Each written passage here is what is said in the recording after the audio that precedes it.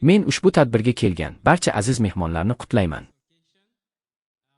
Xayrli kun doktor Zokir Naik hamda kursdoshlarimga ham salom. Men Kefidagi Nasarava universitetidagi ommaviy kommunikatsiyalar fakultetining talabasiman. Mening ismim Ajuvan Teofilos Yakubo. Sizning ma'ruzangiz davomida doktor Zokir Naik. Ismingizni nima dedingiz? Ismim nima dedingiz, birodar? Mening ismim Ajuvan Teofilos Yakubo dedim. Yoqub deng. Ha, janob. Yaxshi. Siz musulmonmi yoki nasroniymisiniz? Men nasroniyman. Yaxshi, birodar, davom etishingiz mumkin.